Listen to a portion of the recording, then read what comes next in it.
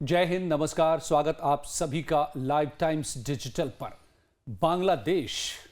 बांग्लादेश में संघर्ष का एक बड़ा दौर शुरू हो चुका है।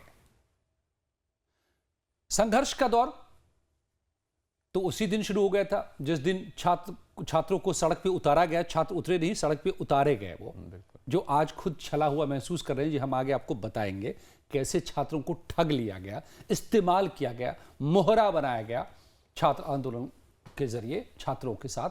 आज वो भी अब आंदोलन पर फिर से आमादा हैं इन्हीं ताकतों के खिलाफ। लेकिन जिस संघर्ष की मैं बात कर रहा हूं, दरअसल कट्टरपंथी ताकतें एक तरफ बांग्लादेश को अब तानाशाही की तरफ, वही तालिबानी रिजाइम की तरफ खींचना चाह रहे हैं, और दूसरी तरफ जो बाकी शक्तियां हैं जिसमें वहां की पॉलिटिकल पार्टीज, वहां के आम लोग, वहां के छात्र, और मेरा निजी तौर पर अंदाजा है मोहम्मद यूनुस भी उन कट्टरपंथी ताकतों के खिलाफ है।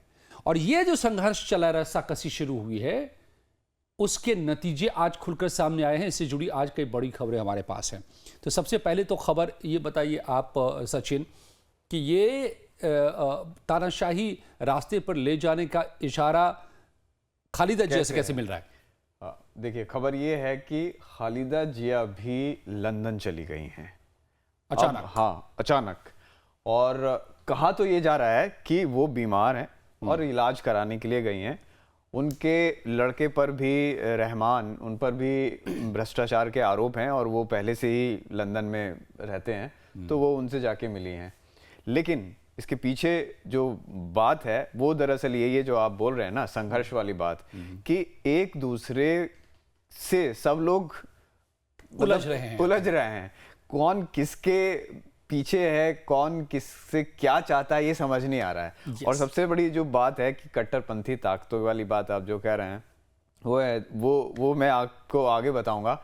आप मुझे ये बताइए कि जो ये सब जो चल रहा है, पूरा उलझन जो है, वो एग्जैक्टली क्या है? देखिए, एक तो मैं खालिदा जिया के बारे में, उनके एक केस को खोल दिया गया, उसमें फैसला आने वाला है। अच्छा। और ये उनको ये भी बताया जा रहा है अब कैसे ये जो उलझन है, इसमें कैसे कैसे नस पकड़ी जा रही है, क्योंकि सत्ता पर इस वक्त आज के दिन में काबिज हैं कट्टरपंथी। यूनुस उसका केवल चेहरा भर है। भाई, कुछ दिन पहले तो खालिदा जिया, बीएनपी की बात आई थी ना कि भाई वो इस छात्र आंदोलन जो है वो चाहती हैं कि भाई ये सब बंद हो। खालिदा जिया, अब ये भी आप जो खालिदा जिया वाली जो खबर है, खालिदा जिया बीमार पहले से भी थी, अचानक क्यों जाना पड़ गया? तो वो उस केस में फैसले की तारीख मुकर्रर कर दी गई कि फैसला आए उनको जेल में पकड़ के डाल देंगे। ये एक तरह की धमकी है। क्यों अब ये ऐसे रास्ते अपनाए जा रहे हैं? असल में वहां पर अब दो ताकतें खेल रही हैं। मुख्य दो ताकतें हैं और बाकी और कई ताकतें हैं। दो ताकतें कौन सी हैं? एक तरफ वो कट्टरपंथी हैं जो बैकग्राउंड में रहे हैं, जिनके पीछे वो डीप स्टेट, वो ब्रदरहुड, वो पाकिस्तान, ये सब रहा है। छात्र आंदोलन बेसिकली छात्र आंदोलन करवाया मैन्युफैक्चर्ड था। बिल्कुल सही बात। ये पूरी तरह से छात्रों का इस्तेमाल कर लिया गया। अब इसके संकेत क्या है? मैं क्यों कह रहा हूं बार बार, हम लोग शुरू से कह रहे हैं कि छात्रों का इस्तेमाल हुआ है। वही छात्र जो कल तक खालिदा जिया की सत्ता को उखाड़ फेंकने पर आमादा थे, फेंक दिया उनके घर तक में घुसे। तो छात्र होते हैं, उनको एक नजरिए से उनके सामने चीजों को प्रेजेंट किया गया और उनको भड़काया गया, उनको सड़क पर उतार दिया गया। कुछ टाइम पहले उन्होंने एक मार्च किया, यूनिटी मार्च किया। हाँ। वो चाहते हैं कि उनकी मांगे हैं वो मानी जाएं, संविधान बदले, उनके हिसाब से देश चले, शरिया लागू हो। तो वो सारा तो पूरा का पूरा वही है, पाकिस्तान है उसके पीछे कट्टरपंथ है। अब देखिए क्या है, वो जो यूनिटी ऑफ मार्च के नाम पर जो छात्र जमा हुए थे, वो वाकई छात्र हैं या फिर इनके एजेंट हैं? हाँ। ये कहना इसलिए मुश्किल है क्योंकि अब जो छात्र वहां पर आंदोलन की तैयारी में हैं, जो छात्र सड़क पर उतरने की तैयारी कर रहे हैं, फिर से तैयारी हो रही है, बड़े पैमाने पर हो रही है। जो असल में अब छात्र हैं, वो किस मांग के साथ? वो इस मांग के साथ, इसी मौजूदा सरकार जिसके मुखिया यूनुस हैं, जिनको उन्हीं छात्रों ने तथाकथित रूप से बिठाया, अगर तो वही छात्र अब इन्हीं के खिलाफ सड़क पर इसलिए उतर रहे हैं कि उस आंदोलन में जो छात्र मारे गए, जो उस समय उस दिन हुआ, और जो गोलियां चली, लाठी चली, सब कुछ हुआ आंदोलन में पिछले कुछ समय में हुआ था, उनके लिए न्याय की मांग को लेकर के वही छात्र अब सड़क पर उतर रहे हैं। तो अगर ये वही छात्र हैं तो भला इस सरकार के खिलाफ क्यों उतर रहे हैं? और अगर इनके खिलाफ उतर रहे हैं, इसका मतलब ये वो छात्र नहीं हैं जो कि सामने में आकर के इतना बड़ा तांडव किया। दरअसल वो एजेंट्स थे शामिल, छात्रों की शक्ल में, छात्रों के बीच, कुछ छात्रों को उकसा करके सामने ला करके अपना एजेंडा जो कट्टरपंथियों ने एक पूरा सेट किया था, जिसके पीछे बड़ी ताकतें मौजूद थी, उन्होंने सबने मिल करके यहाँ पर तख्ता पलट किया, यूनुस को मोहरा बनाकर अब यूनुस को सामने रखा ये दिखाने के लिए दुनिया को और देश को, बांग्लादेश को भी सबसे पहले तो, कि भैया यूनुस साहब तो ऐसे व्यक्ति हैं जो सामने रहेंगे तो उनके सारे पाप छुप जाएंगे, अंदर अंदर वो तब तक अपना ग्राउंड सेट कर लेंगे और इसको एक तालिबान में कन्वर्ट कर लेंगे। लेकिन अब ये शुरू में खालिदा जिया ने भी समर्थन कर दिया इतना, हाँ, लेकिन इतना आसान है नहीं। एक दूसरी खबर और मैं आपको बताता हूँ।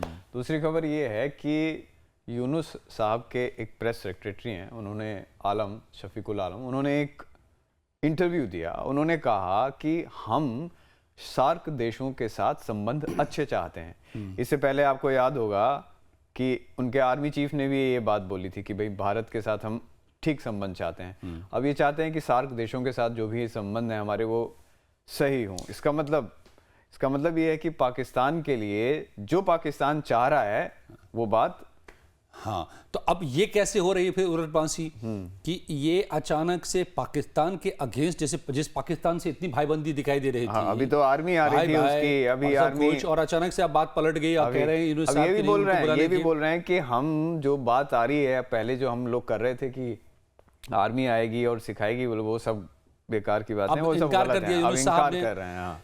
अब इसको समझिए, मैं जो कह रहा हूँ कि सत्ता का संघर्ष, वहां पर जो टकराव जो चल रहा है, अंदरूनी संघर्ष, तो एक तरफ अगर वो कट्टरपंथी हैं तो दूसरी तरफ आर्मी है, और आर्मी को पता है कि कट्टरपंथी अगर हावी होते हैं तो आर्मी पर हावी होंगे, फिर आर्मी को उनकी हुक्म माननी पड़ेगी, यानी इनको भी आतंकी एक तरीके से बनना पड़ जाएगा, जो एक ट्रेंड आर्मी कभी भी एक्सेप्ट नहीं कर सकती। ट्रेंड आर्मी आतंकी पैदा कर सकती है, लेकिन आतंकी के हुक्म को मान ले, आतंक की सत्ता को मान ले। जैसे आज ही एक आतंकी को फिर से छोड़ा गया है जिस पर अमेरिका ने भी इनाम रख रखा है, और वो आतंकी ने अमेरिकी नागरिक का कत्ल किया था। वो बांग्लादेश की आर्मी का फॉरवर्ड मेजर भी था, लेकिन अलकायदा से मिल गया था, उसने कत्ल किया था। तो ऐसे लोगों को एक तरफ वो छोड़ रही है, तो वो जो सत्ता में बैठे लोग हैं, जो नाहिद हसन जैसे लोग हैं, जो उनके लोग हैं, जो अपने कट्टरपंथियों ने बिठा दिए हैं, वो एक तरफ ले जा रहे हैं, सेना दूसरी तरफ ले जा रही है। खालिदा जिया से जब खटपट शुरू हो गई, खालिदा जिया ने विरोध करना शुरू किया, तो उनको बाहर हटना पड़ा है वहां से। जो पाकिस्तानी सेना या पाकिस्तान चाहता था कि हम इनको वो वाली स्टेट बना दें जो हमारे यहाँ पर है, नहीं हो सकता, वो नहीं हो सकता, वो मुश्किल है। और मैं ये बात हम शुरू से कह रहे हैं, वहां की जनता और वहां की ऐसी ताकतें मौजूद हैं बांग्लादेश में, सचिन, जो ये नहीं होने देंगी। क्योंकि बांग्लादेश की सेना ये क्यों चाहेगी कि उसका बाप बनकर बैठ जाए पाकिस्तान की सेना? सही बात है। वो कैसे एक्सेप्ट कर लेगी कि वो कट्टरपंथी आतंकी लोग उनके आका बन जाएं और उनका हुक्म वो बचाए? नहीं, लेकिन ये तो शुरू में इनकी गलती रही ना भाई। यूनिस सरकार को ये समझना चाहिए था, पहले से ही समझना चाहिए था कि वो किसके हाथों में खेल रहे हैं। ये यूनुस सरकार क्या चीज है? मतलब यूनुस को समझिए, यूनुस सरकार कोई चीज ही नहीं अभी नहीं चाहिए। हाँ, यूनुस साहब को तो सिर्फ मोहरा बना के बिठा दिया उस दौर में। उस समय तक झांसे में सबको रखा कि ये छात्रों का आंदोलन है, लेकिन कट्टरपंथी और वो ताकतें सारी ये ऑर्गेनाइज कर रही थी, जिसकी बात हम लगातार आपको कह रहे हैं। रूस की स्पुतनिक मैगजीन ने साफ तौर पर लिख दिया था। लेकिन अभी आप पाकिस्तान से गोला बारूद ले रहे हो, चीन से आप फाइटर लेने की बात कर रहे हो, ठीक है, तुर्की से आप टैंक लेने की बात कर रहे हो, ठीक है, तो वो सब क्यों फिर? हाँ, वो सब क्यों? ये तो आर्मी के लिए एक रूटीन प्रोसीजर होता है कि भैया वो यहाँ वो सब अब इस वक्त तुरंत याद आ रहा है इनको, रूटीन याद आ रहा है। हाँ, नहीं तो इस वही बात है कि ताकतें जो है आपस में टकरा रही हैं। कुछ फैसले उनके अगर शामिल हो रहे हैं, कुछ फैसले उनके हो रहे हैं। ये था कि इनको गलत फहमी हो गई थी कि हमने जो तख्ता पलट कर लिया है ना, तो हम बॉस बन गए और हम भारत को भी सबक सिखा देंगे, हम किसी से नहीं डरने वाले हैं। और इनके पीछे जो भी ताकतें रही हो, चाहे वो डीप स्टेट रही हो, जिसके पास अकल है वहां पर, और ये अकलहीन व्यक्ति नहीं है, ये अकलमंद व्यक्ति हैं। यूनुस साहब इकोनॉमिस्ट रहे हैं, बांग्लादेश में बड़ा रिफॉर्म किया है, यूं ही नोबेल प्राइज नहीं इनको मिला है, तो इनको पता है। तो ठीक है, कुछ समय के लिए ये भी झांसे में आए, इनको चेहरा बना करके इस्तेमाल किया गया, लेकिन अब इनको भी पता चल गया कि मेरा इस्तेमाल हो रहा है। सही बात। और फिर दिक्कत ये भी इनकी है कि ये अगर ना नुकुर करते हैं तो उनको एक चलाने में कितनी देर का वक्त लगता है उन लोगों को, सही बात, जो वो बड़ी ताकतें हैं। तो इनको भी बैकिंग चाहिए थी। तो अब ऐसे हालात कुल मिलाकर के उभर रहे हैं कि ये शक्तियां आपस में टकरा रही हैं। एक तरफ कट्टरपंथी हैं, वो अपनी चलाने की कोशिश कर रहे हैं, दूसरी तरफ से आर्मी उनको कन्फ्रंट कर रही है। इस बीच में खालिदा जिया को भी शिकार वो न खुद बन जाए इस दो ताकतों के बीच की लड़ाई में। उनको भागना पड़ गया। उनको फिलहाल लगा कि बेहतर है कि चलो इलाज के बहाने इंग्लैंड चला जाए, लंदन में जाके रुके, यहां थोड़े से हालात बेहतर हो जाए तब आएंगे हम। आज की स्थिति ये है, लेकिन इसमें जो सबसे अहम फैक्टर होने जा रहा है मेरे हिसाब से वो छात्र, जो रियल के स्टूडेंट हैं, जिनको ये पाठ पढ़ाया गया कि तुम्हारी नौकरी खा रही है शेख हसीना, ये अब समझ में आ रहा है कि यहाँ तो खेल कुछ और चल रहा है। दो बहुत बड़े नेता आपकी कंट्री से चले गए हैं, निर्वासन हो गया एक तरीके आज के से। दिन में कोई वहां पर पॉलिटिकल पार्टी के मुखिया नहीं है, कोई मुखिया नहीं है। तो अब छात्र भी अगर सड़क पर आ रहे हैं तो वो छात्र, और छात्र मतलब आम लोग, और फिर तो क्या ये कहना सही होगा कि वहां पर एक और तख्ता पलट और एक और इस तरह की जानकार इसकी आशंका जता रहे हैं कि छात्र एक और तख्ता पलट की तैयारी तक में हैं। और मैं ये शुरू से कह रहा हूं, हम लोग लगातार ये बात कर रहे हैं कि वहां की आम जनता, आम लोग जो है वही इन कट्टरपंथियों को जवाब देगी। और अच्छी बात यह है कि कुल मिलाकर के वहां की आर्मी आज भी भारत की आर्मी के साथ अच्छे ताल्लुकात में है। जो यहाँ पर एक्सचेंज हो रहे हैं प्रोग्राम, वो सब चल रहे हैं। जजेस के प्रोग्राम को रद्द किया गया है, लेकिन भारत से अभी भी 3 गए हैं वहाँ ट्रेनिंग के लिए। वहाँ से करीब 30-40 यहाँ पर ट्रेनिंग ले रहे हैं, उनको नहीं बुलाया गया है। आर्मी का relation army to army perfect है, जो आर्मी के चीफ भी वहाँ के बोल चुके हैं। That is the best thing and positive thing. बाकी शक्तियों को टकराने दीजिए, हम यहाँ से तमाशा देखते हैं।